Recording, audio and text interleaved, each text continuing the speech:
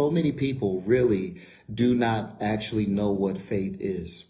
And because we don't know what faith is, we start calling faith things like positivity, or we start calling faith optimism. Now, I want you to know that none of these things have anything to do with faith, because optimism alone is not spiritual.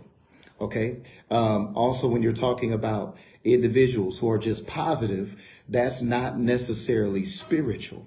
Okay. And so they're not connected to faith. And so because of that, we have a generation of the church that has been taught more about positivity than we've actually been taught pertaining to the realm of faith. Because of that, we don't really see God move in the way that we should. And I want to help to lay a foundation on how we begin to actually see the manifestation of the things that are in the Word. How do we actually begin to see the Word come to life? How do we begin to receive promises? We know that the Bible tells us about Abraham. It says that by faith and patience, he inherited the promise. So even as it pertains to receiving what rightfully belongs to you, you have to have faith.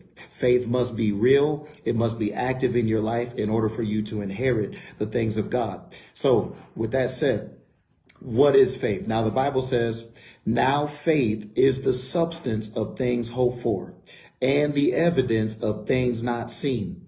Now, there's a couple things I want to point out that are very important in our verse. It says, now faith is the substance of things hoped for. So number one, faith is not an emotional feeling like many people teach.